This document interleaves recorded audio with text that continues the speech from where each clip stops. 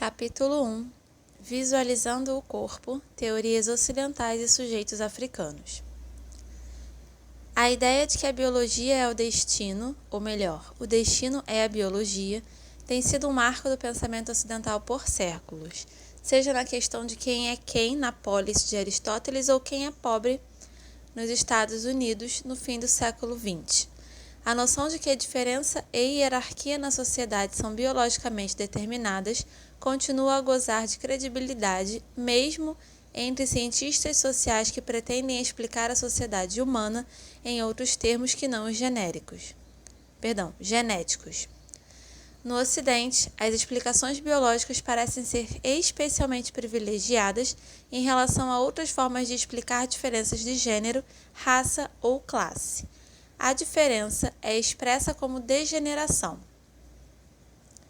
Ao traçar a genealogia da ideia de degeneração no pensamento europeu, J. Edward Chamberlain e Sander Gilman notaram a maneira como ela era usada para definir certos tipos de diferença no século XIX, em particular. Inicialmente, a degeneração reuniu duas noções de diferença, uma científica, um desvio de um tipo original, e a outra moral, um desvio de uma norma de comportamento. Mas eram essencialmente a mesma noção de uma degradação, um desvio do tipo original. Consequentemente, quem está em posições de poder acha imperativo estabelecer sua biologia como superior, como uma maneira de afirmar seu privilégio e domínio sobre os outros.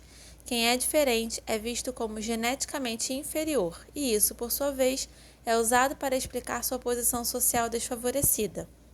A noção de sociedade que emerge dessa concepção é a de que a sociedade é constituída por corpos e como corpos. Corpos masculinos, corpos femininos, corpos judaicos, corpos arianos, corpos negros, corpos brancos, corpos ricos, corpos pobres. Uso a palavra corpo de duas maneiras. Primeiro, como uma metonímia para a biologia, e segundo, para chamar a atenção para a fisicalidade pura que parece estar presente na cultura ocidental. Refiro-me tanto ao corpo físico como às metáforas do corpo. Ao corpo é dada uma lógica própria. Acredita-se que, ao olhar para ele, podem-se inferir as crenças e a posição social de uma pessoa ou a falta delas. Como Naomi Sheman aponta em sua discussão sobre o corpo político na Europa pré-moderna. As maneiras pelas quais as pessoas conheciam seus lugares no mundo estavam relacionadas com seus corpos e as histórias desses corpos, e quando violavam as prescrições para esses lugares, seus corpos eram punidos, muitas vezes de forma espetacularizada. O lugar de alguém no corpo político era tão natural quanto a localização dos órgãos em um corpo, e a desordem política era tão antinatural quanto a mudança e o deslocamento desses órgãos.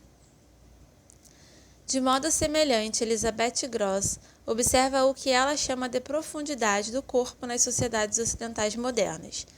Nossas formas corporais ocidentais são consideradas expressões de um interior e não inscrições em uma superfície plana. Ao construir uma alma ou psique por si mesma, o povo civilizado forma fluxos libidinais, sensações, experiências e intensifica as necessidades e os desejos. O corpo se torna um texto, um sistema de signos a serem decifrados, lidos e interpretados. A lei social é encarnada, corporalizada, correlativamente, os corpos são textualizados, lidos por outros como expressão do interior psíquico de um sujeito. Um depósito de inscrições e mensagens entre as fronteiras externas e internas do corpo gera ou constrói os movimentos do corpo como comportamento que, então, tem significados e funções interpessoais e socialmente identificáveis dentro de um sistema social. Consequentemente, uma vez que o corpo é o alicerce sobre o qual a ordem social é fundada, o corpo está sempre em vista e à vista. Como tal, invoca um olhar de diferença, um olhar de diferenciação. O mais historicamente constante é o olhar generificado. Há um sentido em que expressões como o corpo social e o corpo político não sejam apenas metáforas, mas possam ser lidas literalmente. Não surpreende, portanto, que quando o corpo político precisou ser purificado na Alemanha nazista, certos tipos de corpos tiveram de ser eliminados. A razão pela qual o corpo tem tanta presença no Ocidente é que o mundo é percebido principalmente pela visão. A diferenciação dos corpos humanos em termos de sexo, cor da pele e tamanho do crânio é um testemunho dos pobres atributos ao ver. O olhar é um convite para diferenciar. Distintas abordagens para compreender a realidade, então sugerem diferenças epistemológicas entre as sociedades. Em relação à sociedade Yorubá, que é o foco deste livro, o corpo aparece com uma presença exacerbada na conceituação ocidental da sociedade. O termo cosmovisão, que é usado no Ocidente para resumir a lógica cultural de uma sociedade, capta o privilégio ocidental do visual. É eurocêntrico usá-lo para descrever culturas que podem privilegiar outros sentidos. O termo cosmopercepção é uma maneira mais inclusiva de descrever a concepção de mundo por diferentes grupos culturais. Neste estudo, portanto, cosmovisão só será aplicada para descrever o sentido cultural ocidental e cosmopercepção será usada ao descrever os povos iorubais ou outras culturas que podem privilegiar sentidos que não sejam o visual ou até mesmo uma combinação de sentidos. Isso dificilmente representa a visão recebida da história e do pensamento social ocidentais. Muito pelo contrário, até recentemente a história das sociedades ocidentais tem sido apresentada como uma documentação do pensamento racional, em que as ideias são enquadradas como agentes da história. Se os corpos aparecem, eles são articulados como o lado degradado da natureza humana. O foco preferido tem sido na mente, elevada acima das fraquezas da carne. No início do discurso ocidental, surgiu uma oposição binária entre corpo e mente. O tão falado dualismo cartesiano era apenas uma afirmação de uma tradição na qual o corpo era visto como uma armadilha da qual qualquer pessoa racional deveria escapar. Ironicamente, mesmo quando o corpo permaneceu no centro das categorias e discursos sociopolíticos, muitas das pessoas que pensaram sobre isso negaram sua existência para certas categorias de pessoas, mais notavelmente elas mesmas. A ausência do corpo tem sido uma pré-condição do pensamento racional. Mulheres, povos primitivos, judeus, africanos, pobres e todas aquelas pessoas que foram qualificadas com o rótulo de diferente em épocas históricas variadas foram consideradas como corporalizadas, dominadas, portanto, pelo instinto e pelo afeto, estando a razão longe delas. Elas são o outro, e o outro é um corpo. Ao apontar a centralidade do corpo na construção da diferença na cultura ocidental, não se nega necessariamente que tenha havido certas tradições no Ocidente que tentaram explicar as diferenças segundo critérios diversos em relação à presença ou ausência de certos órgãos. A posse de um pênis, o tamanho do cérebro, a forma do crânio ou a cor da pele. A tradição marxista é especialmente notável a esse respeito, na medida em que enfatizava as relações sociais como uma explicação para a desigualdade de classes.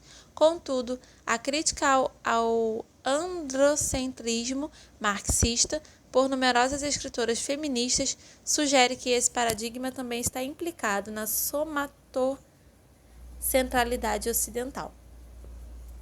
Da mesma forma, o surgimento de disciplinas como a sociologia e a antropologia, que pretendem explicar a sociedade com base nas interações humanas, parece sugerir o ostracismo do determinismo biológico no pensamento social. Entretanto, em um exame mais detalhado, descobre-se que dificilmente o corpo fora banido do pensamento social, sem mencionar seu papel na constituição do status social. Isso pode ser ilustrado na sociologia.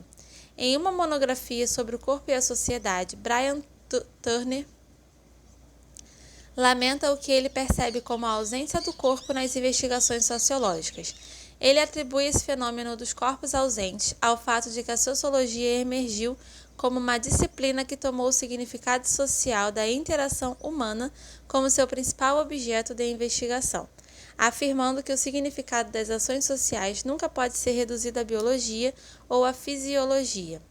É possível concordar com Tanner sobre a necessidade de separar a sociologia da eugenia e da frenologia. No entanto, dizer que os corpos estão ausentes das teorias sociológicas é desconsiderar o fato de que os grupos sociais que são objeto da disciplina são essencialmente entendidos como enraizados na biologia. São categorias baseadas em percepções da presença da diferença física de vários tipos de corpo. Nos Estados Unidos contemporâneos,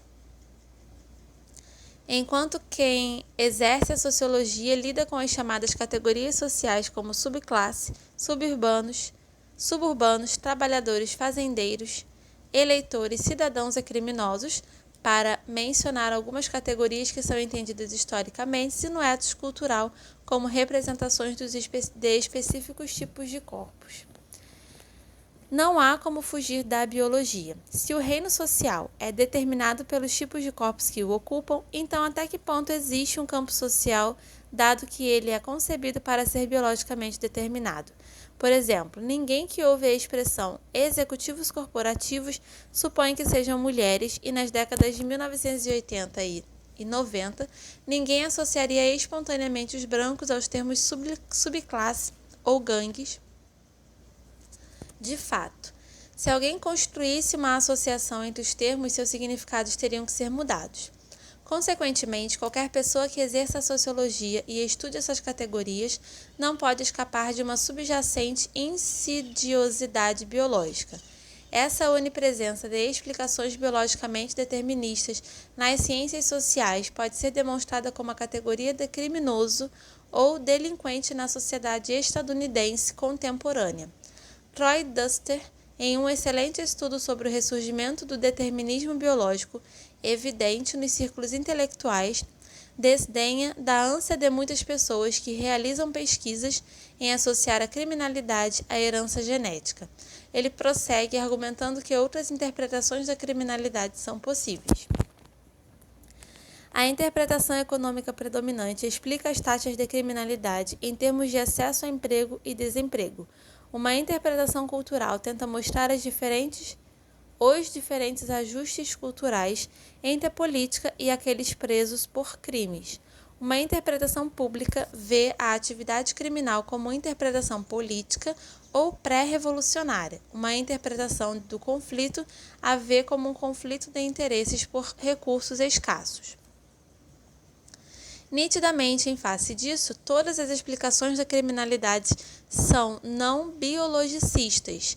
No entanto, enquanto a população ou o grupo social que elas tentam explicar, neste caso os criminosos negros e ou pobres, é vista como representando o agrupamento genético, as suposições subjacentes sobre a predisposição genética dessa população ou grupo estruturarão as explicações apresentadas, se são baseadas no corpo ou não.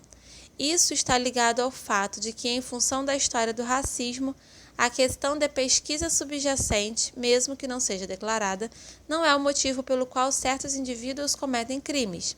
Efetivamente, na verdade, é porque os negros têm tal propensão. A definição do que é atividade criminosa está ligada a quem, negro, branco, rico, pobre, está envolvido na atividade. Da mesma forma, a polícia como um grupo é assumida como branca. Similarmente, quando são feitos estudos sobre liderança na sociedade estadunidense, quem pesquisa descobre que a maioria das pessoas em cargos de liderança são machos brancos. Não importa que tipo de interpretação dão para este resultado. Suas declarações serão lidas como explicações para a predisposição desse grupo para a liderança. Não questiono aqui a integridade de quem pesquisa. Meu propósito não é rotular qualquer grupo dedicado à pesquisa como intencionalmente racista. Pelo contrário, desde o movimento pelos direitos civis, a pesquisa científico-social tem sido usada para formular políticas que reduzam ou que procurem acabar com a discriminação contra grupos subordinados. O que deve ser ressaltado, no entanto, é como a produção e a disseminação de conhecimento nos Estados Unidos têm inevitavelmente embutidas no que Michael Omi e Howard Winant chamam de senso comum cotidiano da raça, uma maneira de compreender, explicar e agir no mundo. A raça é, então, um princípio organizador fundamental na sociedade estadunidense, é institucionalizada e funciona independentemente da ação de atores individuais. No Ocidente, as identidades sociais são todas interpretadas através do prisma da hereditariedade. Para tomar emprestada a expressão de Duster, o determinismo biológico é um filtro através do qual todo o conhecimento sobre a sociedade funciona. Como mencionado no prefácio, refiro-me a este tipo de pensamento como raciocínio corporal. É uma interpretação biológica do mundo social. O ponto, novamente, é que enquanto atores sociais como gestores, criminosos, enfermeiros e pobres sejam apresentados como grupos e não como indivíduos, e desde que tais agrupamentos sejam concebidos como geneticamente constituídos, então não há como escapar do determinismo biológico. Nesse contexto, a questão da diferença de gênero é particularmente interessante no que diz respeito à história e à constituição da diferença na prática e no pensamento social europeu. A longa história da corporificação de categorias sociais é sugerida pelo mito fabricado por Sócrates para convencer cidadãos de diferentes classes a aceitarem qualquer status que lhes fosse imposto. Sócrates explicou o mito a Glaucon nos seguintes termos: cidadãos, diremos a eles em nossa história, vocês são irmãos, mas Deus os moldou de maneira diferente. Alguns de vocês têm o poder de comando e na composição destes misturaram ouro. Portanto, também têm a maior honra. Outros ele fez de prata para ser auxiliares. Outros, novamente, que devem ser lavradores e artesãos. Ele compôs de bronze e ferro e as espécies geralmente são preservadas nas crianças. Um oráculo diz que quando o homem de bronze ou ferro proteger o Estado, ele será destruído. Tal é a história. Existe alguma possibilidade de fazer nossos cidadãos acreditarem nela? Glaucon responde: não, na geração atual. Não há como realizar isso, mas seus filhos podem ser levados a acreditar na história e os filhos de seus filhos e a posteridade depois deles. Glaucon estava enganado sobre a aceitação do mito só poder ser alcançada na geração seguinte. O mito daqueles nascidos para governar já estava em operação. Mães, irmãs e filhas, mulheres, já foram excluídas da consideração em qualquer desses grupamentos. Em um contexto em que as pessoas eram classificadas de acordo com a associação com certos metais, as mulheres eram, por assim dizer, feitas de madeira e, portanto, nem sequer eram consideradas. Stephen Gould, um historiador da ciência, chama de profecia a observação de Glaucon, uma vez que a história mostra que a narrativa de Sócrates foi promulgada e aceita pelas gerações subsequentes. A questão, no entanto, é que mesmo nos tempos de Glaucon, era mais do que uma profecia. Já era uma prática social excluir mulheres das classes de governantes. Paradoxalmente, no pensamento europeu, apesar do fato de que a sociedade era vista como habitada por corpos, apenas as mulheres eram percebidas como corporificadas. Os homens não tinham corpos, eram mentes caminhantes. Duas categorias sociais que emanaram dessa construção foram o homem da razão, o pensador, e a mulher do corpo, e elas foram construídas de maneira opositiva. A ideia de que o homem de razão frequentemente tinha a mulher do corpo em sua mente, nitidamente não era bem recebida. Como sugere a história da sexualidade de Michel Foucault, no entanto, o homem de ideias frequentemente tinha a mulher e outros corpos em sua mente. Nos últimos tempos, graças em parte à pesquisa feminista, o corpo está começando a receber a atenção que merece como local e como material para a explicação da história e do pensamento europeus.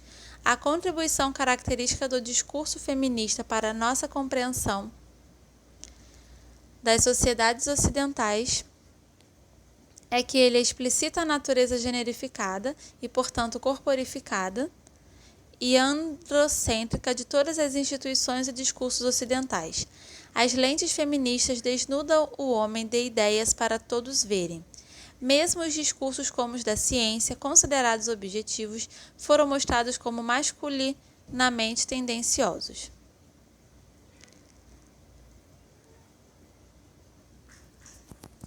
A extensão em que o corpo está implicado na construção de categorias e epistemologias sociopolíticas não pode ser subestimada.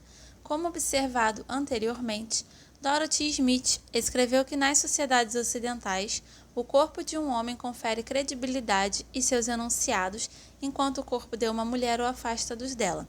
Escrevendo sobre a construção da masculinidade, R. W. Connell observa que o corpo é inescapável nessa construção e que uma fisicalidade gritante fundamenta as categorias de gênero na cosmovisão ocidental.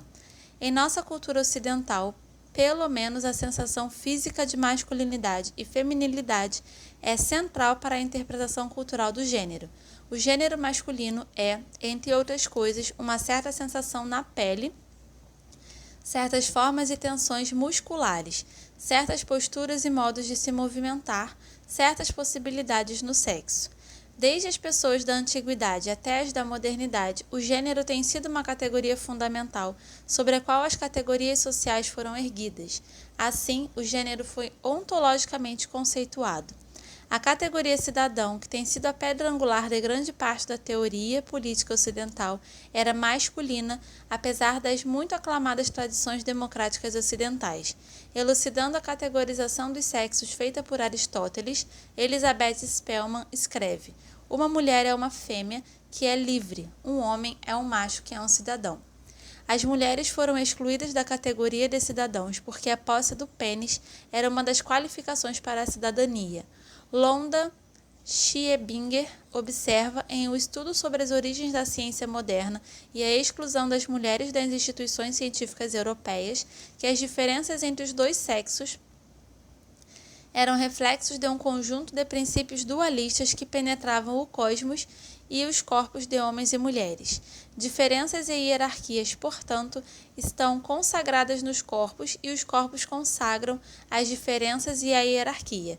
Assim, dualismos como natureza, cultura, público-privado e visível e invisível são variações sobre o tema dos corpos masculinos, femininos e hierarquicamente ordenados, diferencialmente colocados em relação ao poder e espacialmente distanciados um do outro.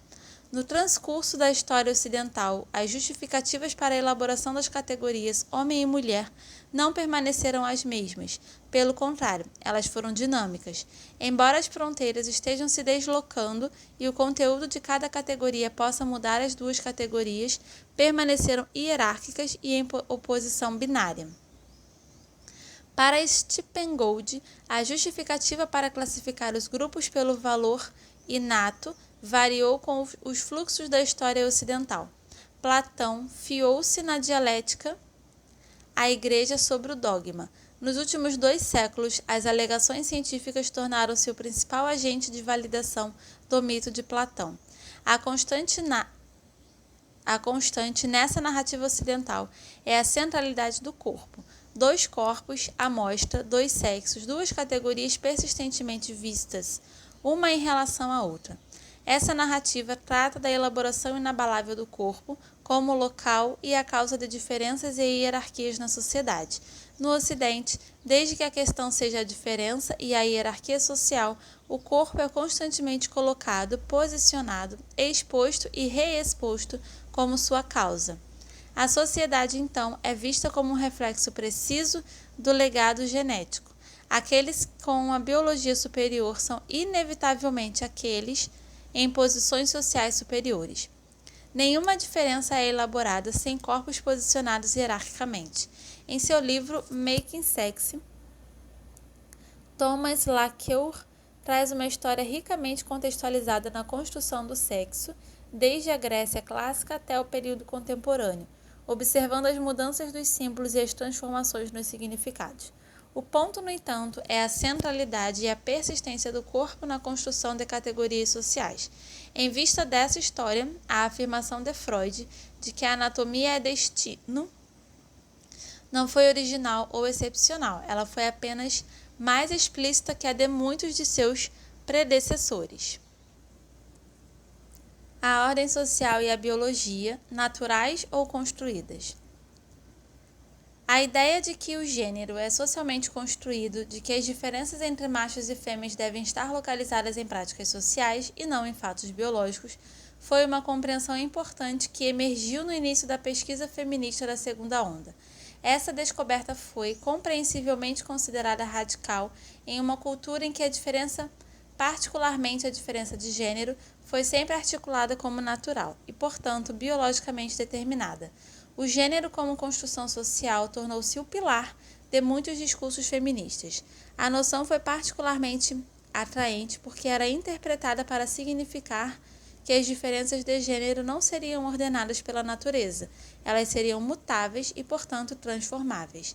Isso, por sua vez, levou à oposição entre o construcionismo social e o determinismo biológico como se fossem mutuamente excludentes. No entanto, tal apresentação dicotômica é injustificada porque a onipresença das explicações biologicamente enraizadas para a diferença no pensamento e nas práticas sociais ocidentais é um reflexo da extensão do modo como as explicações biológicas são consideradas convincentes. Em outras palavras, quando a questão é a diferença, seja porque as mulheres amamentam bebês ou porque não poderiam votar, antigas biologias serão encontradas ou novas biologias serão construídas para explicar a desvantagem das mulheres. A preocupação ocidental com a biologia continua a gerar construções de novas biologias, mesmo quando alguns dos antigos pressupostos biológicos são desalojados. De fato, na experiência ocidental, a construção social e o determinismo biológico têm sido dois lados da mesma moeda, uma vez que ambas as ideias continuam se reforçando mutuamente. Quando categorias sociais como gênero são construídas, novas biologias da diferença podem ser inventadas. Quando as interpretações biológicas são consideradas convincentes, as categorias sociais extraem sua legitimidade e poder da biologia. Em suma, o social e o biológico se retroalimentam. A biologia inerente à articulação ocidental da diferença social não é, no entanto, universal. O debate feminista sobre quais papéis e quais identidades são naturais e quais aspectos são construídos só tem sentido em uma cultura na qual as categorias sociais são concebidas como não tendo uma lógica própria independente. Esse debate certamente desenvolveu-se a partir de certos problemas. Portanto, é lógico que em sociedades nas quais tais problemas não existem, não deveria haver tal debate. Mas então, devido ao imperialismo, esse debate foi universalizado para outras culturas e seu efeito imediato é introduzir problemas ocidentais onde tais questões originalmente não existam. Mesmo assim, esse debate não nos leva muito longe nas sociedades em que os papéis sociais e as identidades não são concebidos como enraizados na biologia. Da mesma forma, em culturas nas quais o sentido visual não é privilegiado e o corpo não é lido como um modelo da sociedade, as invocações da biologia são menos prováveis de ocorrer porque tais explicações não têm muita importância no campo social. O fato de muitas categorias de diferença serem socialmente construídas no Ocidente pode sugerir a mutabilidade das categorias, mas também é um convite a construções intermináveis de biologias na medida em que não há limite para o que pode ser explicado por meio do apelo ao corpo. Assim, a biologia é dificilmente mutável. É muito mais uma combinação da hidra e da fênix da mitologia grega. A biologia é sempre mutante, não mutável. Em última análise, o ponto mais importante não é que o gênero seja socialmente construído, mas o grau em que a própria biologia é socialmente construída e, portanto, inseparável do social. A maneira pela qual as categorias conceituais sexo e gênero funcionam no discurso feminista baseava-se no pressuposto de que as composições biológicas e sociais poderiam ser separadas e aplicadas universalmente. Assim, o sexo foi apresentado como a categoria natural e gênero como a construção social do natural, mas posteriormente ficou explícito que até o sexo tem elementos de construção. Depois disso, em muitos escritos feministas, o sexo serviu como a base e o gênero como a superestrutura. Apesar de todos os esforços para separar os dois, a distinção entre sexo e gênero é enganosa. Na conceituação ocidental, o gênero não pode existir sem o sexo, já que o corpo está diretamente na base de ambas as categorias. Apesar da preeminência do construcionismo social feminista, que reivindica uma abordagem social determinista da sociedade, o fundacionismo biológico, senão o reducionismo, ainda está no centro dos discursos de gênero, assim como está no centro de todas as outras discussões sobre a sociedade no Ocidente. No entanto, a ideia de que o gênero é socialmente construído é significativa a partir de uma abordagem transcultural. Em um dos primeiros textos feministas a afirmarem a tese construcionista e sua necessidade de fundamentação transcultural, Suzanne J. Kessler e Wendy McKenna escreveram que, ao considerar o gênero como uma construção social, é possível ver descrições de outras culturas como evidência de concepções alternativas, mas igualmente reais, do que significa ser mulher ou homem. Contudo, paradoxalmente, uma suposição fundamental da teoria feminista é que a subordinação das mulheres é universal. Essas duas ideias são contraditórias. A universalidade atribuída à assimetria de gênero sugere uma base biológica no lugar de cultural, uma vez que a anatomia humana é universal, enquanto as culturas falam por meio de uma míriade de vozes. Que o gênero seja socialmente construído significa que os critérios que compõem as categorias masculino e feminino variam em diferentes culturas. Se isto é assim, então se problematiza a noção de que existe um imperativo biológico em funcionamento. Então, a partir dessa abordagem, as categorias de gênero são mutáveis e, como tal, o gênero é desnaturalizado. De fato, a categorização das mulheres nos discursos feministas como um grupo homogêneo, bioanatomicamente determinado, sempre constituído como desempoderado e vitimizado, não reflete o fato de que as relações de gênero são relações sociais e, portanto, historicamente fundamentadas e culturalmente vinculadas. Se o gênero é socialmente construído, então não pode se comportar da mesma maneira no tempo e no espaço. Se o gênero é uma construção social, então devemos examinar os vários locais culturais, arquitetônicos onde foi construído e devemos reconhecer que vários atores localizados, agregados, grupos, partes interessadas, faziam parte da construção. Devemos ainda reconhecer que se o gênero é uma construção social, então houve um tempo específico em diferentes locais culturais arquitetônicos em que foi construído e, portanto, um tempo antes do qual não o foi. Desse modo, o gênero, sendo uma construção social, é também um fenômeno histórico e cultural. Consequentemente, é lógico supor que, em algumas sociedades, a construção de gênero não precise ter existido. Partindo de uma abordagem transcultural, a importância dessa observação consiste em que não se pode supor que a organização social de uma cultura, inclusive do Ocidente dominante, seja universal ou que as interpretações das experiências de uma cultura expliquem outra. Por um lado, em um nível global geral, a construção do gênero sugere sua mutabilidade.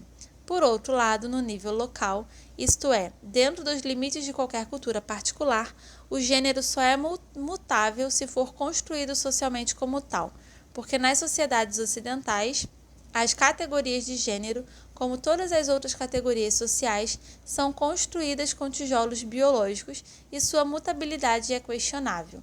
A lógica cultural das categorias sociais ocidentais é fundada em uma ideologia do determinismo biológico, a concepção de que a biologia fornece a lógica para a organização do mundo social.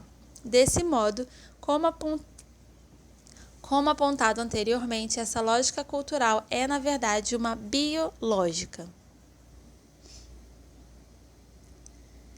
A sororarquia, o feminismo e sua outra.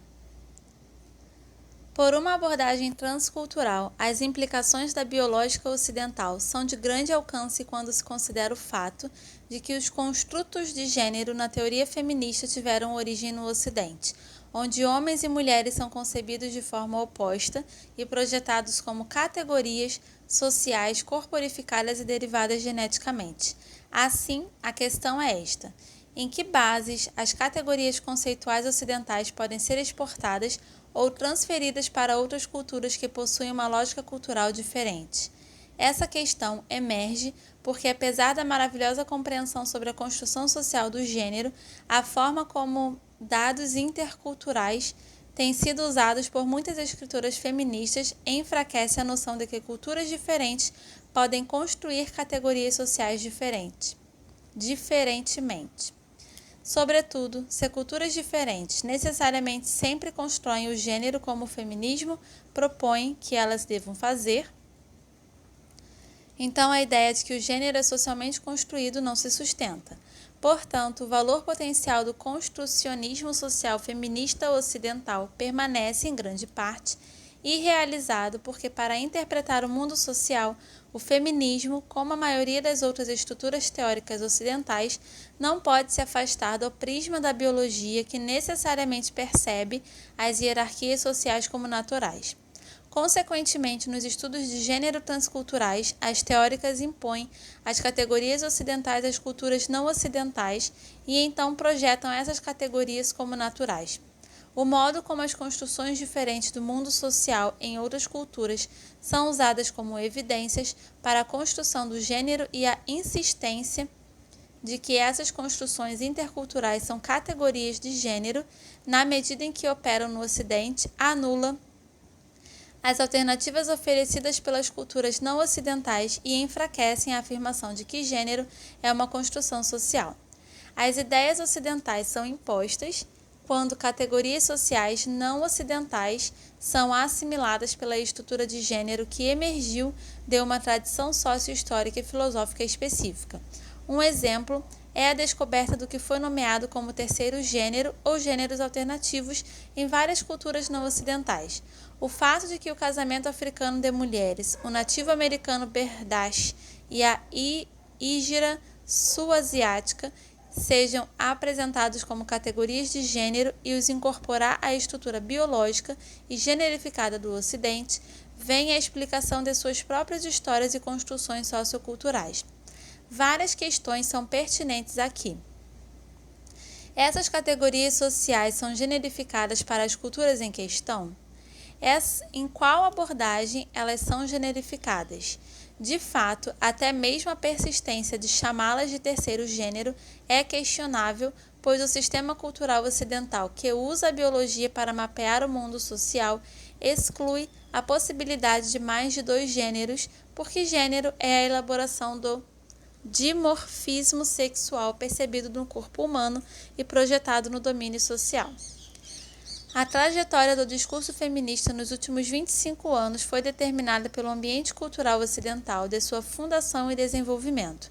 Assim, no início do feminismo da segunda onda na Europa e nos Estados Unidos, o sexo foi definido como os fatos biológicos dos corpos masculino e feminino, e o gênero foi definido como as consequências sociais que fluíam desses fatos. Na realidade, assumiu-se que cada sociedade possuía um sistema de sexo e gênero. O ponto mais importante foi que sexo e gênero estão inseparavelmente ligados. Com o tempo, o sexo tendia a ser entendido como a base e o gênero como a superestrutura. Posteriormente, porém, depois de muito debate, até mesmo o sexo foi interpretado como socialmente construído. Kessler e McKenna, uma das primeiras equipes de pesquisa nessa área, escreveram que usam gênero em vez de sexo, mesmo quando se referem a aspectos como ser mulher, menina, ou homem, menino, que foram vistos como biológicos. Isso servirá para enfatizar nossa posição de que o elemento da construção social é primordial em todos os aspectos de ser macho ou fêmea. Judith Butler, escrevendo quase 15 anos depois, reitera ainda mais fortemente a interconexão entre sexo e gênero. Se o sexo é, ele próprio, uma categoria tomada em seu gênero, não faz sentido definir o gênero como a interpretação cultural do sexo. O gênero não deve ser meramente concebido como a inscrição cultural de significado num sexo previamente dado. Uma concepção jurídica tem de designar também o aparato mesmo de produção mediante o qual os próprios sexos são estabelecidos. Resulta daí que o gênero não está para a cultura como o sexo para a natureza. Ele também é o meio discursivo cultural pelo qual a natureza sexuada ou um sexo natural é produzido. Dada a inseparabilidade entre sexo e gênero no Ocidente, que resulta do uso da biologia como uma ideologia para mapear o mundo social, os termos sexo e gênero, como observado anteriormente, são essencialmente sinônimos. Dito de outro modo, já que nas construções ocidentais os corpos físicos são sempre corpos sociais, não há realmente distinção entre sexo e gênero. Na sociedade iorubá, pelo contrário, as relações sociais derivam sua legitimidade dos fatos sociais e não da biologia. Os meros fatos biológicos da gravidez e parto importam apenas em relação à procriação, como devem ser. Fatos biológicos não determinam quem pode se tornar monarca ou quem pode negociar no mercado. Na concepção autóctone iorubá, essas questões eram questões propriamente sociais e não biológicas. Portanto, a natureza da anatomia não definia a posição social de uma pessoa. Consequentemente, a ordem social iorubá requer um tipo diferente de mapa, e não um mapa de gênero que pressupõe a biologia como base do social. As sutilezas sobre a relação entre gênero e sexo, o debate sobre essencialismo, os debates sobre as diferenças entre as mulheres e a preocupação com a combinação de gênero que caracterizaram o feminismo são, na verdade, versões feministas do extenso debate sobre natureza versus criação, inerente ao pensamento ocidental e à lógica de suas hierarquias sociais. Essas preocupações não são necessariamente inerentes ao discurso sobre a sociedade como tal, mas são uma preocupação e uma questão de uma especificidade cultural. A partir de uma abordagem transcultural, o ponto mais interessante é o grau em que o feminismo, apesar de sua postura local radical, exibe as mesmas características etnocêntricas e imperialistas dos discursos ocidentais que buscava subverter. Isso colocou sérias limitações à sua aplicabilidade fora da cultura que o produziu, como Kate Ferguson nos lembra. As questões que podemos fazer sobre o mundo são possibilitadas e outras questões são impedidas pelo quadro que ordena o questionamento. Quando nos ocupamos em discutir sobre as questões que aparecem no interior de um determinado quadro, o próprio quadro se torna invisível, nós nos enquadramos nele. Embora na origem, por definição e pela prática, o feminismo seja um discurso universalizante, as preocupações e questões que o informaram são ocidentais. O seu público também é aparentemente considerado composto apenas por ocidentais, dado que muitas das teóricas tendem a usar a primeira pessoa do plural, nós, e nossa cultura em seus atritos. Assim sendo, o feminismo permanece enquadrado pela visão limitada e pela biológica de outros discursos ocidentais. A sociedade iorubá do sudoeste da Nigéria sugere um cenário diferente no qual o corpo nem sempre é recrutado, como base para a classificação social. A partir de uma posição iorubá, o corpo parece ter uma presença exagerada no pensamento e na prática social ocidentais, incluindo as teorias feministas. No mundo iorubá, particularmente na cultura Oió prévia ao século XIX, a sociedade era concebida para ser habitada por pessoas em relação umas com as outras, ou seja, a fisicalidade da masculinidade ou feminilidade não possuía antecedentes sociais e, portanto, são constituídas categorias sociais. A hierarquia social era determinada pelas relações sociais. Como apontado anteriormente, a maneira como as pessoas estavam situadas nos relacionamentos mudava dependendo de quem estava envolvida e da situação particular. O princípio que determinava a organização social era a senioridade, baseada na idade cronológica. Os termos de parentesco iorubá não denotam gênero e outras categorias sociais não familiares também não eram especificamente marcadas por gênero. O que essas categorias iorubás nos dizem é que o corpo nem sempre está em vista e à vista da categorização. O exemplo clássico é a fêmea que desempenhava os papéis de Obá, governante, Homo prole, Oko Aiá, Iá, mãe e Alavo, sacerdotisa adivinhadora. Tudo em um só corpo. Nenhuma dessas categorias sociais, seja de parentesco ou não, tem especificidade de gênero. Não se pode localizar as pessoas nas categorias iorubás apenas olhando para elas. O que se ouve pode ser a sugestão mais importante. A senioridade, como fundamento da relação social iorubá, é relacionada e dinâmica e, ao contrário do gênero, não é focada no corpo. Se o corpo humano é universal, por que o corpo parece ter uma presença exagerada no Ocidente em relação à Yorubalândia? Uma estrutura comparativa de pesquisa revela que uma diferença importante deriva de qual dos sentidos é privilegiado na apreensão da realidade. A visão no Ocidente e uma multiplicidade de sentidos ancorados na audição na Yorubalândia. A tonalidade da língua iorubá predispõe a pessoa a uma apreensão da realidade que não pode marginalizar o auditivo. Consequentemente, em relação às sociedades ocidentais, há uma necessidade mais forte de uma contextualização mais ampla para dar sentido ao mundo.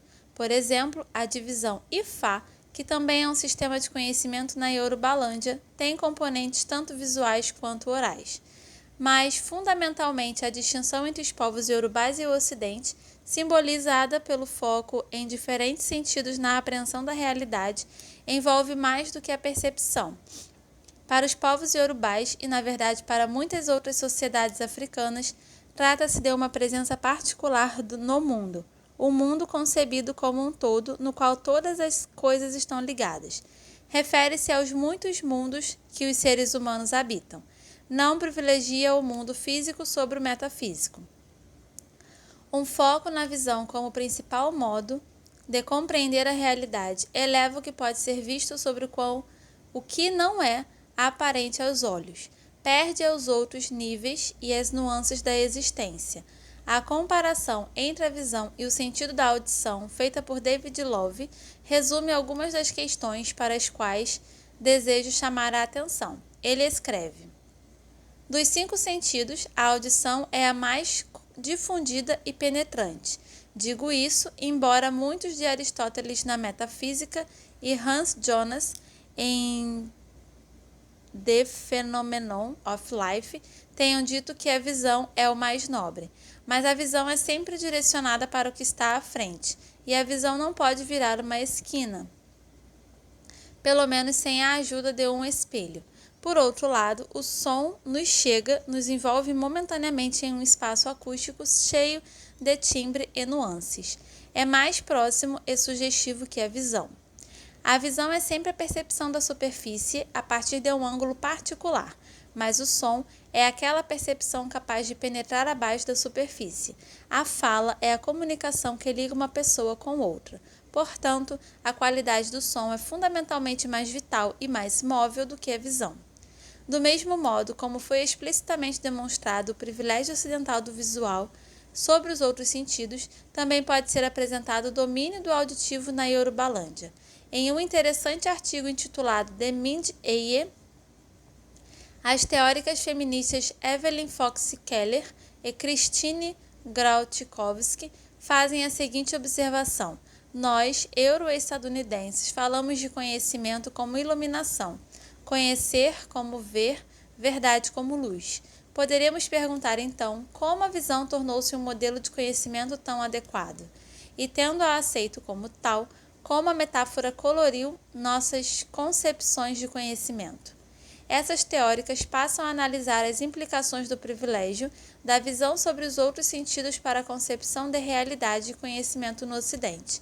Elas examinam as ligações entre o privilégio da visão e o patriarcado, observando que as raízes do pensamento ocidental no visual produziram uma lógica masculina dominante. explicando a observação de Jonas de que para obter a visão apropriada, tomamos a distância apropriada. Elas notam a natureza passiva da visão, na qual o sujeito do olhar é passivo. Elas ligam a distância de que a visão acarreta ao conceito de objetividade e a falta de compromisso entre o eu e o investigado, o si e o outro. De fato, no Ocidente, o outro é melhor descrito como outro corpo, separado e distante. O feminismo não escapou da lógica visual do pensamento ocidental. O foco feminista na diferença sexual, por exemplo, deriva desse legado. A teórica feminista Nancy Chodorov notou a primazia e as limitações dessa concentração feminista sobre a diferença. De nossa parte, como feministas, mesmo quando queremos eliminar a desigualdade hierarquia e diferença de gênero, esperamos encontrar tais características na maioria dos contextos sociais. Partimos do pressuposto de que o gênero é sempre uma característica marcante da vida social e não temos abordagens teóricas que enfatizem as semelhanças sexuais em relação às diferenças. Consequentemente, a suposição e o desdobramento do patriarcado e das mulheres, como universais em muitos escritos feministas, são etnocêntricos e demonstram a hegemonia do Ocidente em relação a outros agrupamentos culturais.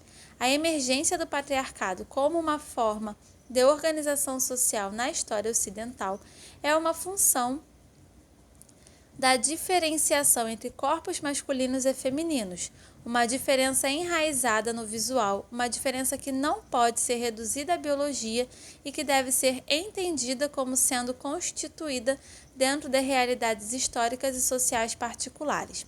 Não estou sugerindo que as categorias de gênero sejam necessariamente limitadas ao Ocidente, particularmente no período contemporâneo. Pelo contrário, estou sugerindo que as discussões sobre categorias sociais deveriam ser definidas e fundamentadas no meio local, em vez de baseadas em achados universais feitos no Ocidente. Diversos estudiosos feministas questionaram a hipótese do patriarcado universal. Por exemplo, as editoras de um volume sobre mulheres alçais do norte da Nigéria escrevem: uma suposição pré-concebida de assimetria de gênero, na verdade, distorce muitas análises, pois impede a exploração do gênero como um componente fundamental das relações sociais da desigualdade, de processos de produção e reprodução e ideologia. Além da questão da assimetria, no entanto, uma noção pré-concebida de gênero como uma categoria social universal é igualmente problemática.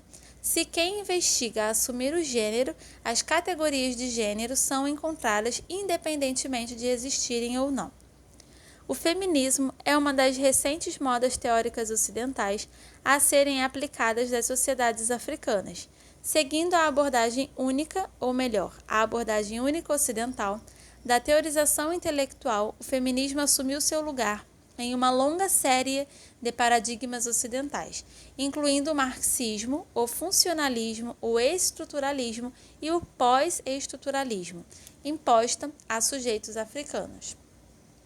Pessoas da academia se tornaram uma das forças hegemonizantes internacionais mais eficazes, não por produzir experiências sociais homogêneas, mas uma homogeneidade de forças hegemônicas.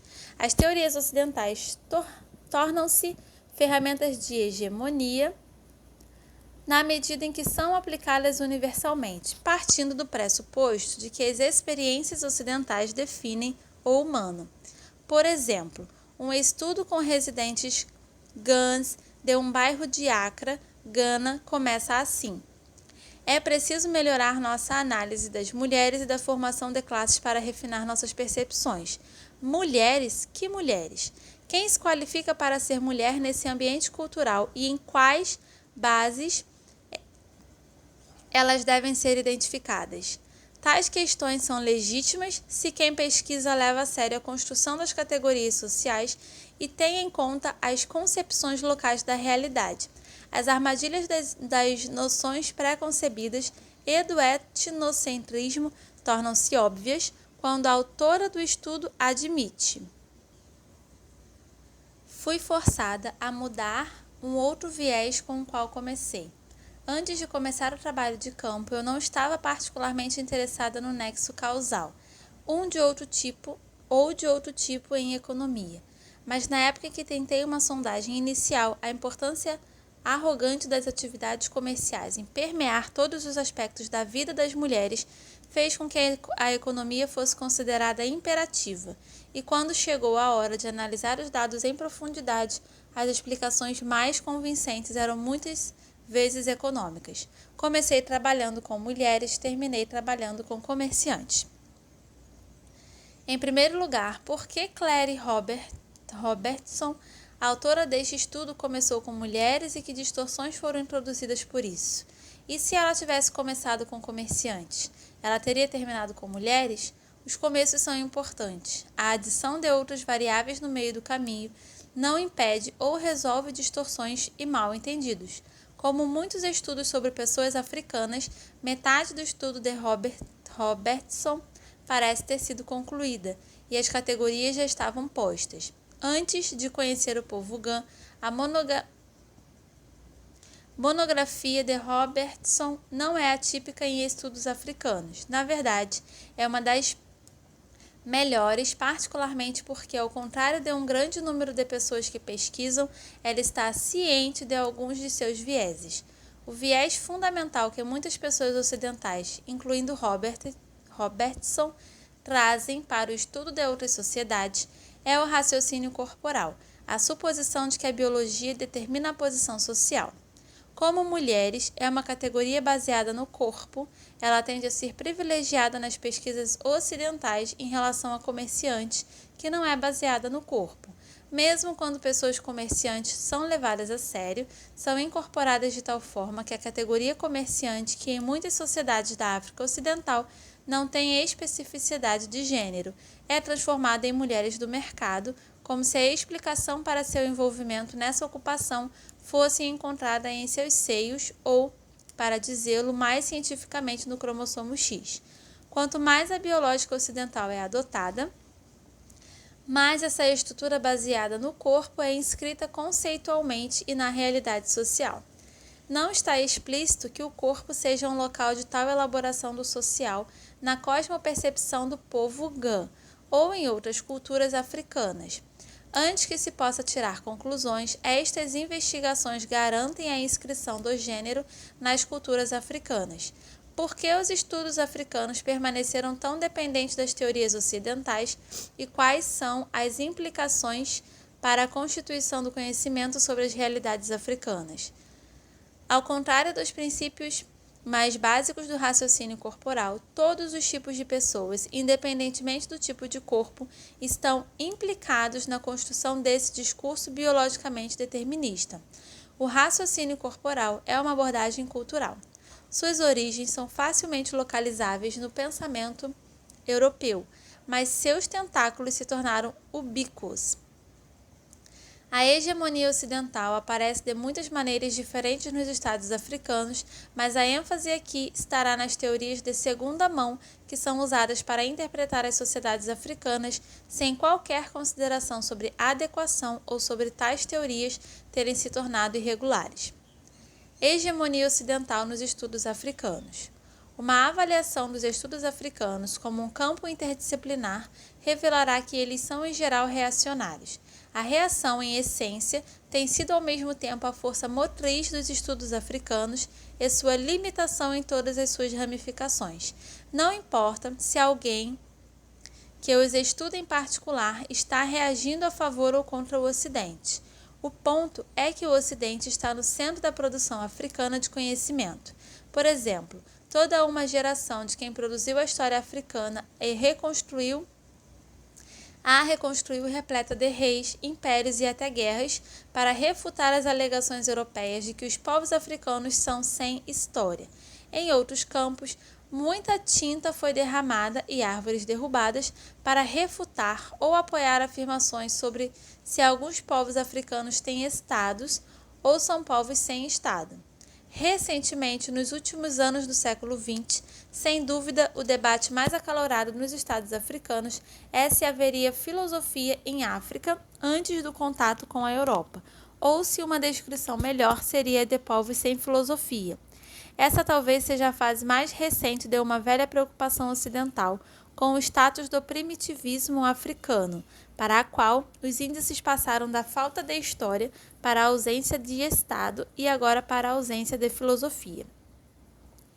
Quer a discussão se concentre na história ou em sua ausência, em ter um Estado ou não o ter, é nítido que o Ocidente é a norma contra a qual os povos africanos continuam a ser medidos por outros e muitas vezes por si mesmos.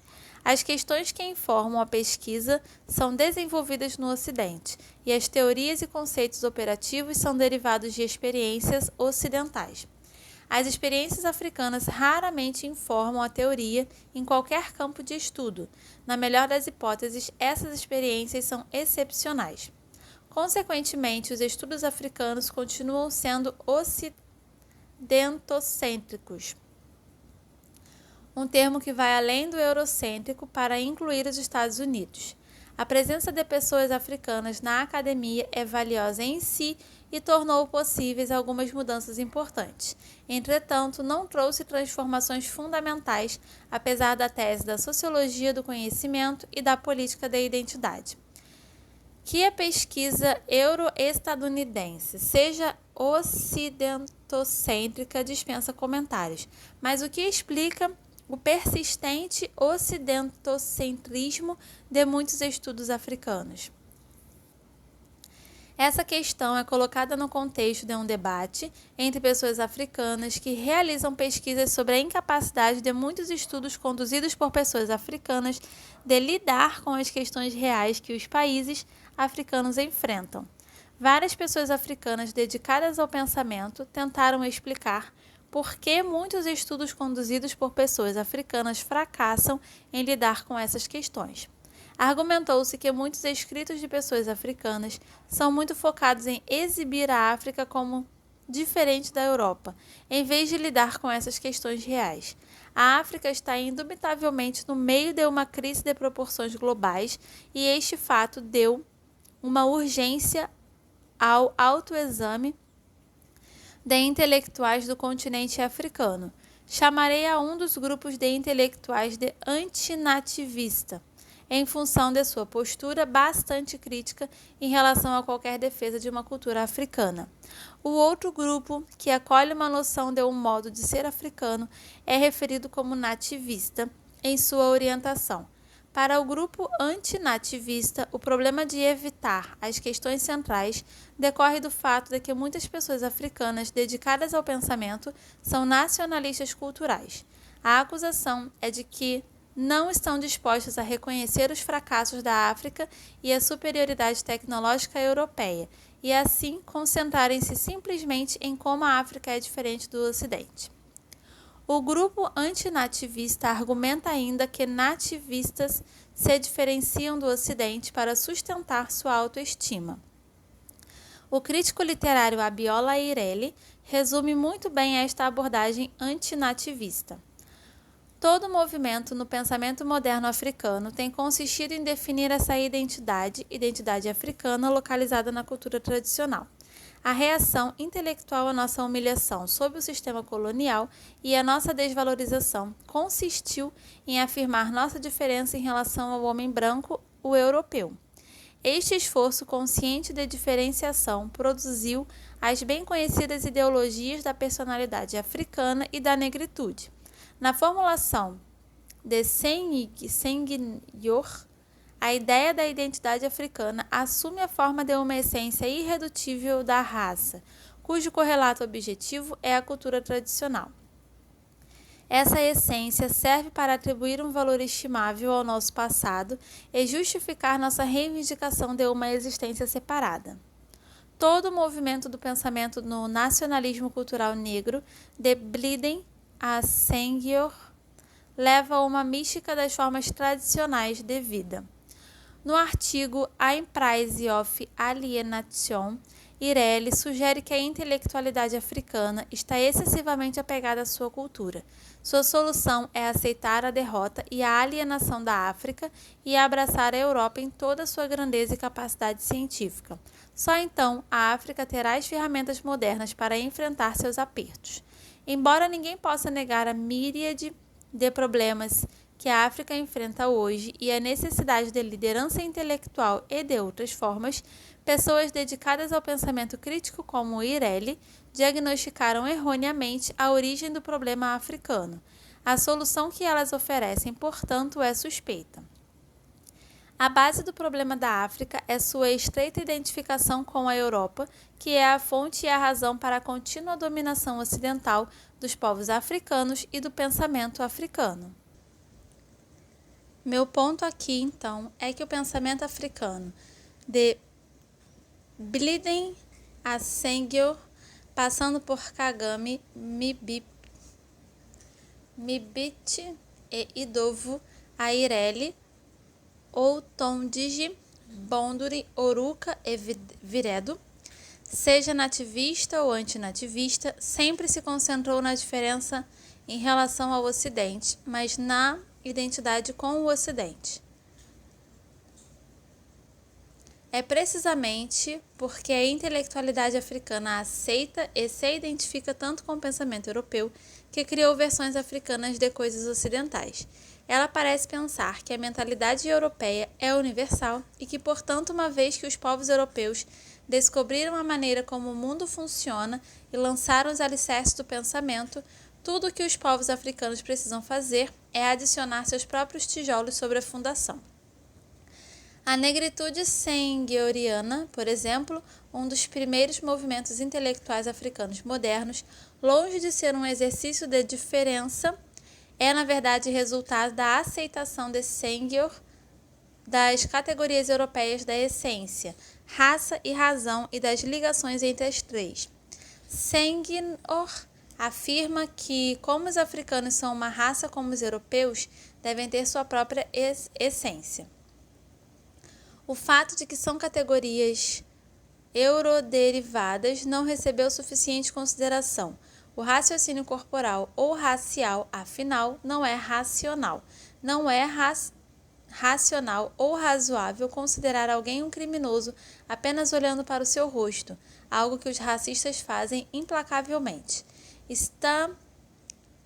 Stanislas Adotev está correto quando escreve que a negritude é o último filho nascido de uma ideologia de dominação. É o modo negro de ser branco. O problema de importar conceitos e categorias ocidentais para os estudos e sociedades africanos faz um giro decisivo no trabalho de várias estudiosas feministas africanas.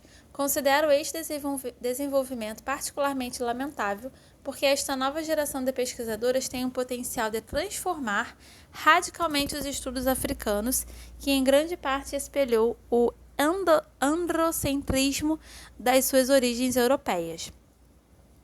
Usando todo tipo de modelos ocidentais, escritoras como Tola Pierce e Molara Ogundipe Leslie caracterizaram a sociedade iorubá como patriarcal.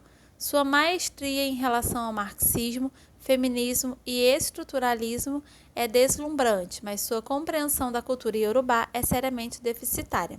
Samuel Johnson, um intelectual iorubá pioneiro, escreveu sobre a Yorubalândia no final do século XIX, que as pessoas nativas das terras iorubás estão bem familiarizados com a história da Inglaterra, de Roma e da Grécia, mas da história do seu próprio país nada sabem. Mais de um século depois, o lamento de Johnson continua relevante. Mais recentemente, a filósofa e historiadora da arte Nkiru Nzegwu definiu nitidamente o problema afirmando que quando um número de pesquisadoras feministas africanas se apressou em caracterizar a sociedade autóctone como implicitamente patriarcal, a questão da legitimidade do patriarcado como categoria de análise com validade transcultural nunca fora levantada. O problema em avaliar as culturas Igbo e Yorubá com base em seu outro cultural, o Ocidente, é que as sociedades africanas são deturpadas sem antes apresentar suas posições. A descrição da família Yorubá feita por Pierce, constituindo de um patriarca, suas esposas e seus filhos com suas esposas, soa como uma representação do pater familias dos romanos, ou uma descrição da família de Abraão na Bíblia e me faz questionar se ela já observou uma linhagem autóctone iorubá ou leu os registros anteriores da família iorubá realizados por N.A. Fadip ou Johnson ou Gundip Leslie em uma coletânea de 1994, com ensaios em sua maioria desatualizados. Define a instituição iorubá, Ilemozu, como aquela em que as mulheres são deixadas na prateleira do casamento. Ilemozu é uma instituição pela qual as filhas retornam às suas famílias natais após o casamento e fazem da residência familiar o seu lar pelo resto da vida. Ela diz metaforicamente que a instituição deixa as mulheres em casa com fungos crescendo em seus corpos. É difícil explicar sua interpretação de Ilemozu, que no entanto mostra sua atitude superficial em relação à cultura iorubá, já que ela não se preocupou em verificar a natureza e o significado da instituição. A principal limitação da coletânea de ensaios de Ogundip Leslie é que ela não fornece nenhum contexto cultural para suas alegações. Como o gênero é preeminentemente um construto cultural, não pode ser teorizado em um vácuo cultural, como muitas das pessoas dedicadas à pesquisa tendem a fazer. De fato, uma das coisas úteis que as feministas africanas podem aprender com suas irmãs ocidentais é a meticulosa abordagem arqueológica com a qual muitas delas realizaram pesquisas que elucidaram a cultura ocidental de maneiras antes inimagináveis. As feministas africanas podem aprender muito com os métodos da investigação feminista à medida que foram aplicados ao Ocidente, mas deveriam desprezar métodos de africanistas feministas ocidentais imperiais que impõem o feminismo às colônias. Pessoas africanas dedicadas à pesquisa precisam fazer um trabalho sério, detalhando e descrevendo as culturas autóctones africanas de dentro para fora e não de fora para dentro. Até hoje, muito pouco foi escrito sobre as sociedades africanas em por elas mesmas. Em vez disso, a maior parte dos estudos é um exercício de propor um ultramoderno ou algum outro modelo ocidental. O quadro de referência de uma cultura deve ser identificado e descrito em seus próprios termos antes que se possa fazer o tipo de alegações gratuitas que estão sendo feitas sobre o patriarcado e outras mazelas sociais. Nos estudos sobre os povos iorubais, a manifestação dessa preocupação em encontrar equivalentes africanos das coisas europeias não se originou com as feministas. Isso é bastante perceptível no trabalho de uma geração anterior de pessoas dedicadas à pesquisa, como o teólogo Ebolage Idowu. Sobre a religião, ele escreve que se eles, europeus, têm Deus, nós temos Olodumaré. Se eles têm Jesus Cristo, temos Ela, o Deus da salvação, igual a eles. O tema se manifesta no trabalho de antinativistas quando descrevem o pensamento africano como pré-filosófico e pré-científico ou afirmam que a África está atrasada com relação à filosofia. Quer a acusação seja de que para a África é cedo ou tarde demais para fazer filosofia, a ideia é que o tipo ocidental de filosofia é um universal humano. Tal pensamento sugere que a África é o Ocidente em latência ou que a África é como o Ocidente ainda que seja pré-formado ou deformado. Com essa tendência evolucionista, antinativistas antropologizam a África e negam sua coetaneidade com o Ocidente. Não há nada de errado em pessoas africanas afirmarem sua humanidade e uma humanidade comum com seus opositores, ou seja, os ocidentais. Essa afirmação foi de fato necessária. O problema é que muitas pessoas africanas dedicadas à escrita assumiram que as manifestações ocidentais da condição humana são a própria condição humana. Colocando de outra maneira, elas entenderam erroneamente a natureza dos universais humanos. Muitas pessoas africanas dedicadas à pesquisa então simplesmente falharam em distinguir entre universais e particulares ocidentais. Que grupos humanos tenham um passado rememorado é um universal. Que os povos sumérios desenvolvessem a escrita e produzissem história escrita em um determinado período do tempo é uma manifestação particular disso. Que os povos se organizem é um universal.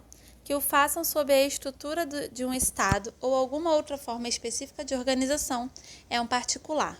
Que organizem a produção e a reprodução, casamento, é um universal. Que em certos lugares ou durante certas épocas, a produção e a reprodução pareçam ser separadas e separáveis é um particular. A troca sempre foi ou universal. Sexo, búzios, ouro, dinheiro e cartões de crédito são algumas das particularidades. A autorreflexão é parte integrante da condição humana, mas é errado supor que sua manifestação ocidental, a filosofia escrita, seja o universal. Na era do capitalismo global, a Coca-Cola é universal, mas dificilmente é inerente à condição humana.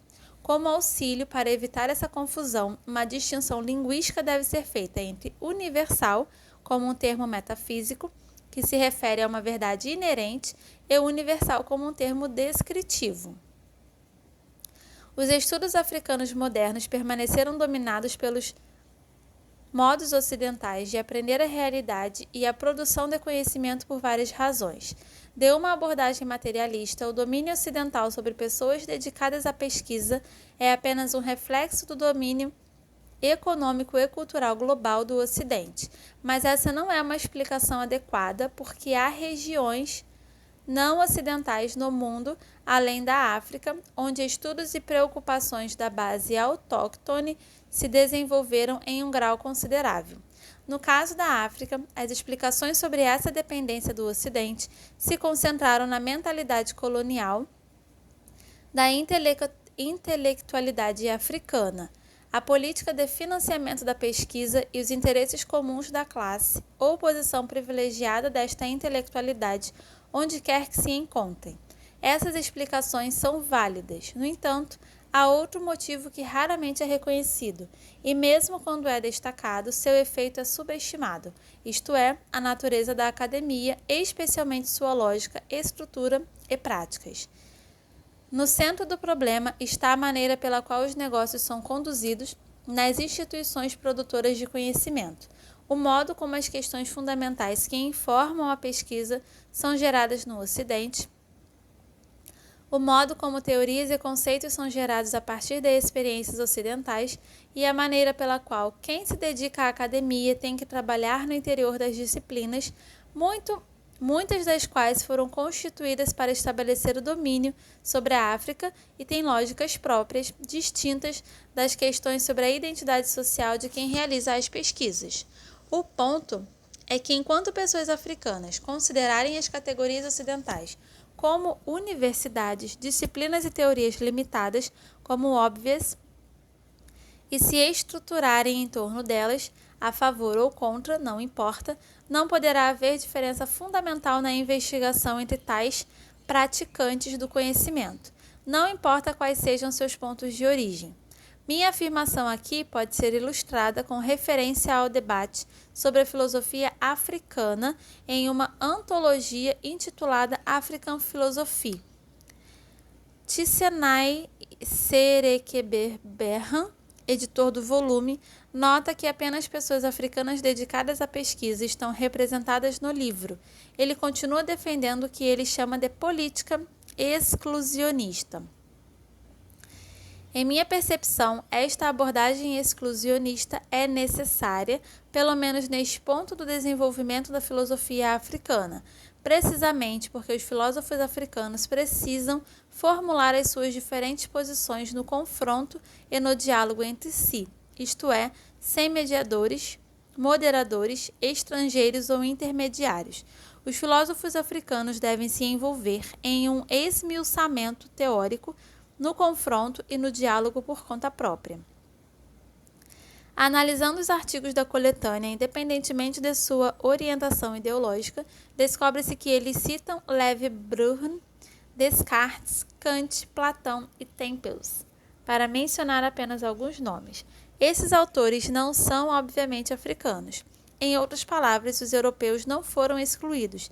Eles podem ser europeus mortos, mas eles ainda estão definindo a agenda e, consequentemente, os termos do discurso.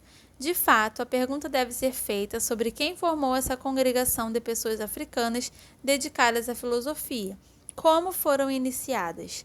pelas chamadas figuras mediadoras e intermediárias. Estas questões são pertinentes uma vez que algumas exclusões reais, sem nome e não reconhecidas foram praticadas na construção da antologia. Essas outras exclusões devem ser parte da discussão porque sublinham muito graficamente os dilemas da pesquisa africana. Essa prática de excluir pessoas não africanas como colaboradoras e, ao mesmo tempo, aceitar os termos acadêmicos ocidentais do discurso como dados é problemática e irrealista. Deveria ser óbvio que é quase impossível criar um espaço teórico africano quando a base do discurso tem sido povoada pelos HEBM, H-E-B-M, homens europeus brancos mortos. As guerras culturais sobre o que deveria ser incluído no cânone e no currículo nas universidades dos Estados Unidos nos anos 1980 enfatizavam esse ponto. Deixe-me precisar minha preocupação aqui. Não é que as pessoas africanas não devam ler o que bem entenderem. Na verdade, precisamos ler muito a fim de podermos enfrentar os desafios impostos pelo capitalismo global no final do século XX. O ponto é que os fundamentos do pensamento africano não podem repousar nas tradições intelectuais ocidentais, que têm como uma de suas características persistentes a projeção dos africanos como o outro e nossa consequente dominação. No nível da produção intelectual, devemos reconhecer que as teorias não são ferramentas mecânicas, elas afetam e, alguém dirá, determinam como pensamos, sobre quem pensamos, o que pensamos e quem pensa conosco. Às vezes, quem investiga parece esquecer que as ferramentas intelectuais estruturam a pesquisa e o pensamento. Enquanto o culto a ancestrais da prática acadêmica não for questionado nos estudos africanos, pessoas dedicadas à pesquisa serão obrigadas a produzir estudos que não se concentrem principalmente na África, pois tais ancestrais não eram apenas não africanas, mas hostis aos interesses africanos. As questões fundamentais da pesquisa e muitas disciplinas são geradas no Ocidente. Uma recente antologia intitulada Africa and the Disciplines faz a pergunta de modo muito ocidocêntrico e grotesco: o que a África contribuiu para as disciplinas? Seguindo a lógica da questão, consideremos o que as pessoas africanas contribuíram para a craniometria, nossas cabeças, e para a antropologia francesa, nossas bundas. A questão mais importante para a África é o que as disciplinas e as pessoas praticantes de disciplinas, como a antropologia, fizeram à África.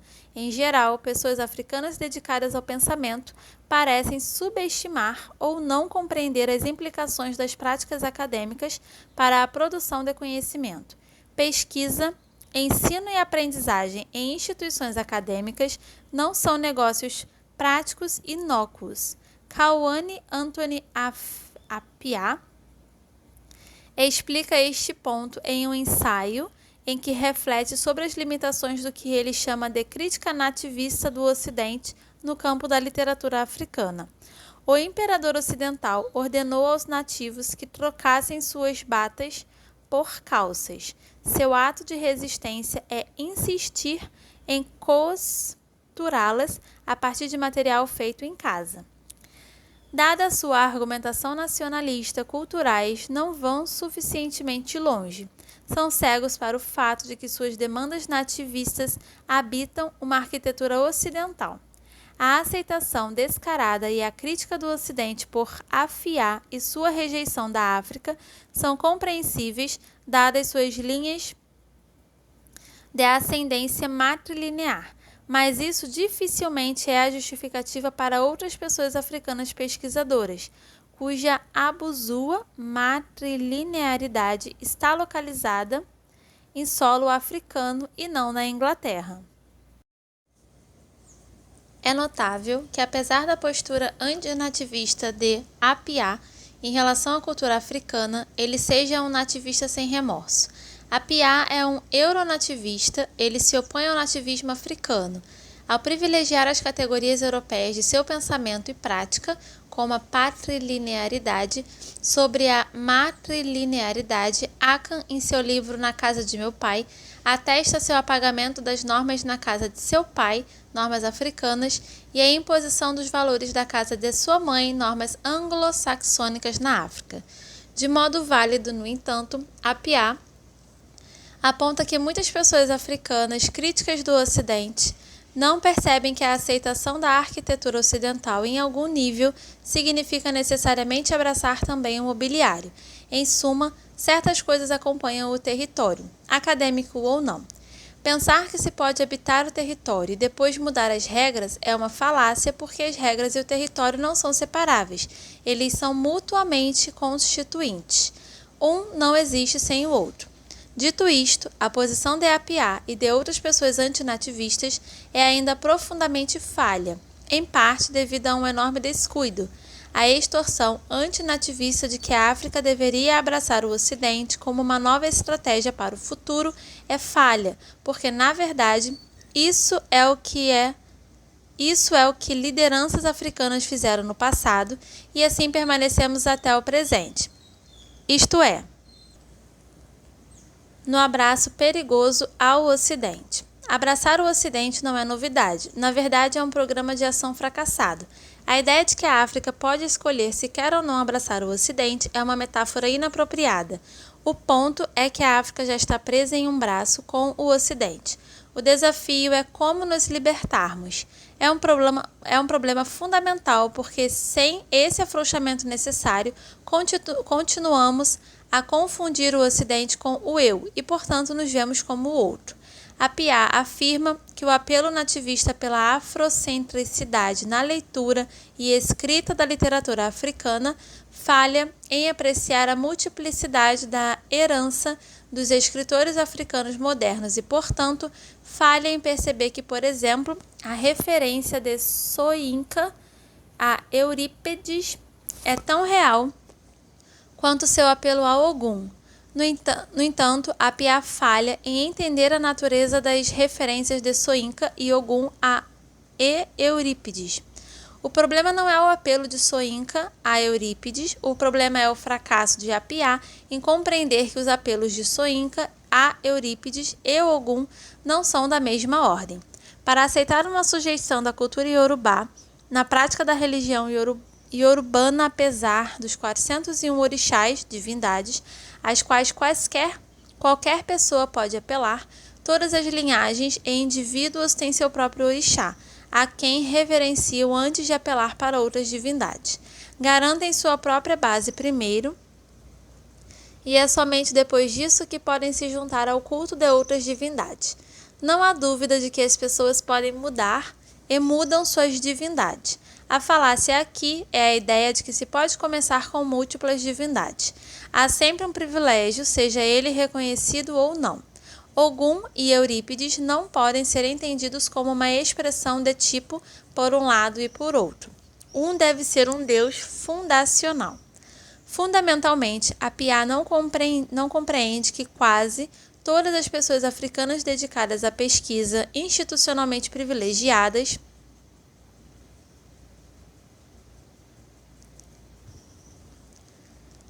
são formadas na tradição ocidental. Quase não há formação no nível acadêmico em tradições e culturas africanas. Por causa disso, é raro, se não impossível, encontrar intelectuais que possam discutir Ogum com a mesma sofisticação e profundidade de conhecimento com que discutem Zeus. Não é de admirar que muitas pessoas africanas dedicadas ao pensamento, a África, continue a ser apenas uma ideia. A experiência do filósofo V. Y. Mudimbe diz o suficiente. Em sua avaliação de textos antropológicos sobre os povos Luba, Mudimbe coloca a seguinte questão: de onde vem minha autoridade? Ele responde: é verdade que não sou antropólogo e não pretendo sê-lo. Passei pelo menos 10 anos da minha vida estudando grego e latim antigos em uma média de 12 horas por semana, com mais do que esse tempo dedicado às culturas francesa e europeias, antes de estar apto para um doutorado em filosofia, grego, latim e francês, na Universidade de Louvain. Não conheço muitos antropólogos que pudessem demonstrar publicamente uma experiência semelhante sobre sua especialidade, a ponto de fundar sua autoridade em estudos africanos.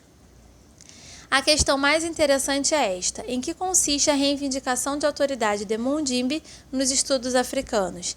Ele confessa que essa autoridade repousa sobre minha mãe, Lubalulua, meu pai, Songie, o contexto cultural Swahili e de minha educação em Katanga, Sabá, o meio Sanga de minha educação secundária.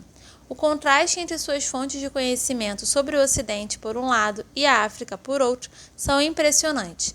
O conhecimento sobre o Ocidente é cultivado ao longo de décadas, mas o conhecimento sobre a África deve ser absorvido, por assim dizer, através do leite materno. Eu não tenho nada contra mães, eu mesma sou uma. Mas enquanto nós, como pessoas africanas dedicadas à academia, estamos ocupadas revelando a mãe de todos os cânones, quem supomos que desenvolverá a base de conhecimento para transformar a África? É óbvio que não se pode descartar o conhecimento da cultura adquirida durante os anos formativos cruciais. Tampouco a posse da língua materna pode ser superestimada como chave para a compreensão de uma cultura. Mesmo assim, muitas pessoas africanas educadas no Ocidente não ficam tempo suficiente com suas mães para absorver os elementos essenciais de uma educação africana. Como Mudimbe, muitas ingressam em internatos ou mosteiros de origem europeia desde cedo, embarcando em um longo processo de absorção das culturas europeias às custas das suas próprias. Como a piá, elas podem ter ficado escondidas atrás da cerca de hibisco e subsequentemente enviadas para a escola da Europa, enquanto a África se desdobrava na marcha da história. É crucial que nosso conhecimento da África seja continuamente cultivado e desenvolvido.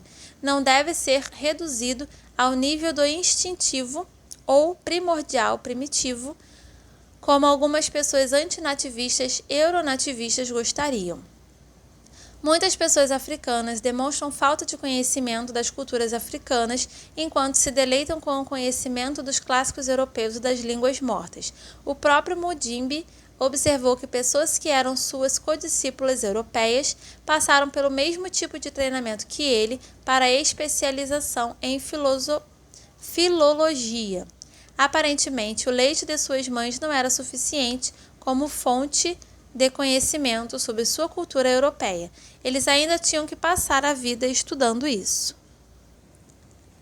Como prólogo do seu aclamado livro A Invenção da África, Mudimbe dissemina o que ele chama de boas novas, que a pessoa africana tem agora a liberdade de pensar em si mesma como ponto de partida de um discurso absoluto. Sua afirmação é surpreendente, dado que o conteúdo de seu livro não deriva epistemologicamente da África e é fortemente dependente do pensamento europeu. Esta não é a herança multicultural que a piá quer que acreditemos nos estudos africanos. É claramente uma herança ocidental e explica por que Ogum não tem chances contra Zeus e por que a África continua sendo apenas uma ideia na mente de muitas pessoas africanas dedicadas ao pensamento. É nítido que, na realidade, a África continua a se desdobrar na marcha da história, a autêntica história humana. Escrevendo os povos iorubais em inglês, propagando o Ocidente. Para demonstrar concretamente as implicações da aceitação acadêmica acrítica das categorias e questões ocidentais no estudo das sociedades africanas, abordarei agora um discurso regional específico, os estudos iorubais. O discurso sobre os povos iorubais em inglês é um lugar particularmente profícuo para examinar os problemas do ocidentocentrismo na determinação das questões de pesquisa, porque as pessoas de origem iorubá dedicadas à pesquisa estão muito bem representadas. Como afirmou um antropólogo em uma recente monografia, pessoas ocidentais dedicadas à pesquisa não escrevem sobre os povos iorubais, escrevem com os povos iorubais. Deixando as preposições de lado, o contrário é mais o caso. Pessoas iorubais dedicadas à pesquisa escrevem com o Ocidente sobre os povos iorubais. Isso é revelado no fracasso em levar a língua iorubá a sério na pesquisa iorubá. A língua é a do Ocidente. A falta de interesse na língua iorubá para além do trabalho de campo não é surpreendente, uma vez que os estudos africanos são uma das poucas áreas da academia em que alguém pode se afirmar ser especialista sem o subsídio da competência linguística. Afirmam-se as nacionalidades africanas baseadas em grupos linguísticos, mas a marginalização da linguagem nos estudos africanos desmente este fato. Alguém pode se perguntar se a resistência à nebulosa categoria África, como a unidade de análise em muitos estudos, está relacionada a esses fatos. Sem dúvida, há algumas pesquisas que exigem o uso da África como unidade de análise. Entretanto, neste ponto da história da pesquisa, a África, como Pauline J. Routondge observa, é melhor usada como termo geográfico descritivo. Os estudos regionais baseados em grupos culturais particulares são essencialmente exercícios de tradução em diferentes níveis: tradução do oral para o escrito, tradução de uma cultura para outra e, finalmente, tradução de um idioma para outro. Cada categoria, escrita, oralidade, cultura, língua, é permeada com todos os tipos de suposições não declaradas, e cada movimento é repleto de potenciais para erros. A língua é crucial e a observação de Mark Bloch sobre o problema para quem pesquisa a história de desconsiderar a língua é relevante.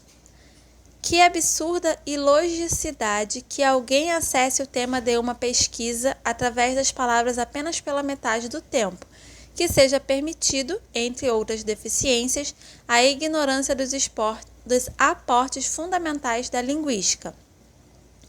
Outro absurdo é que quem pesquisa os povos iorubás continue construindo conhecimento sobre a nossa sociedade em língua inglesa.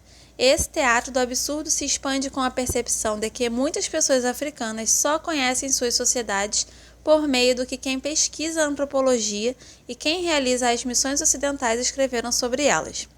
Neste contexto, a falta de estudos críticos sobre a língua iorubá, apesar da expansão do corpus, é chocante. Este não é um problema menor. A falta de compreensão de que a língua traz consigo a cosmopercepção de um povo levou à suposição de que as categorias ocidentais são universais. Na maioria dos estudos sobre os povos iorubás, as categorias autóctones não são examinadas, mas são assimiladas ao inglês. Esta prática levou a sérias distorções e muitas vezes a um total equívoco das realidades iorubás. As implicações dessa situação não são apenas semânticas, mas também epistemológicas, na medida em que afetaram o tipo de conhecimento produzido e quem produziu o discurso iorubá escrito. Uma análise aprofundada da língua é essencial para a construção do conhecimento sobre os povos iorubás em inglês. O fato de que isso nunca tenha sido feito põe em dúvida as conclusões de várias disciplinas, e isso será ilustrado nos capítulos seguintes. É verdade que linguistas fizeram alguns estudos sobre a língua iorubá, mas o estudo da língua não pode ser restrito a linguistas. Todas as pessoas dedicadas à pesquisa, independentemente da disciplina, são tradutoras de uma forma ou de outra, e isso deve ser levado em consideração na prática da pesquisa. Nos estudos iorubás, quem pesquisa a história traduz as tradições orais de Oroquim, memorialistas reais. Quem analisa a oralitura traduz os oroques, poesias laudatórias.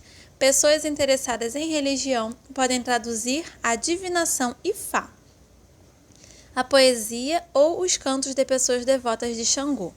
Estes são apenas alguns exemplos que mostram a futilidade de impor limites disciplinares ocidentais ao conhecimento iorubá. O filósofo malinês Amadou Ampateba Ban ressalta a natureza holística das tradições orais africanas. A tradição oral é a grande escola da vida. Todos os aspectos são cobertos e afetados por ela. Pode parecer um caos para aqueles que não penetram em seu segredo, pode confundir a mente cartesiana, acostumada a dividir tudo em categorias bem definidas. Na tradição oral, de fato, o espiritual e o material não são dissociados. O problema do gênero e seus construtos na linguagem, na literatura e na prática social iorubás exige atenção imediata. O idioma iorubá é isento em relação ao gênero, o que significa que muitas categorias aceitas em inglês estão ausentes. Não há palavras com especificidades de gênero denotando filho, filha, irmã, irmão ou irmã. Os nomes iorubás não têm especificidade de gênero, nem oko e oiá. Duas categorias traduzidas como marido e esposa em inglês, respectivamente. Dado que categorias anatômicas não são usadas como categorias sociais, é óbvio que aprender o gênero de indivíduos ou personagens em um período de tempo diferente e através do espaço é, na melhor das hipóteses, uma aventura ambígua. Na disciplina História, por exemplo, como as listas dinásticas, popularmente conhecidas como listas de reis, que foram geradas por historiadores para diferentes sistemas iorubás, são interpretadas, muitas pessoas contemporâneas dedicadas ao estudo da história assumiram que, com algumas exceções, todos os governantes nas listas são masculinos. Mas qual é a sua base para essa suposição? No mínimo, a base da atribuição do sexo a cada governante deve ser explicada para o período durante o qual não havia relatos escritos. Dados os termos sem gênero, obá governante, e alá fim governante, quem pesquisa a história deve fornecer evidências para tais pressupostos de gênero. O pesquisador iorubá de religião Bolaji e Dovu foi forçado a lidar com a questão do gênero em seu estudo da religião iorubá. Ele descobriu que havia duas tradições orais diferentes sobre o sexo de Oduduá, figura progenitora iorubá. Em uma tradição, disse que ele era macho, e na outra que era fêmea.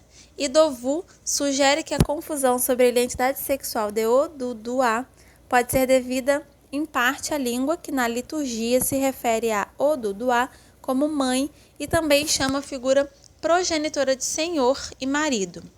E Dovu traduz o início desta liturgia da seguinte forma: Ó Mãe, nós te pedimos para nos libertar. Cuide de nós, cuide de nossas crianças, tu, cuja arte se estabeleceu em Ado. E Dovu continua: mas ainda assim, quando a trova ritual é recitada, ouvimos expressões como meu senhor e meu marido, e tais expressões indicam fortemente que uma divindade está sendo clamada. É óbvio que Idovu se equivoca ao pensar que a presença da palavra marido constituía evidência de masculinidade, uma vez que a palavra iorubá oko, traduzida como marido em inglês, é uma categoria sem especificidade de gênero, englobando tanto o macho quanto a fêmea. Assim, Oduduá pode ser marido, senhor e mãe. Isto sugere que Idovu aceitou a categoria inglesa inquestionavelmente, apesar de sua própria consciência da cultura iorubá. Idovu não é uma exceção. Na verdade, ele exemplifica o processo de patriarcalizar a história e a cultura iorubás. Em muitos escritos acadêmicos, assume-se que o masculino é a norma, assim como no Ocidente. No caso de eventos e personagens históricos, o processo foi alcançado principalmente através da tradução.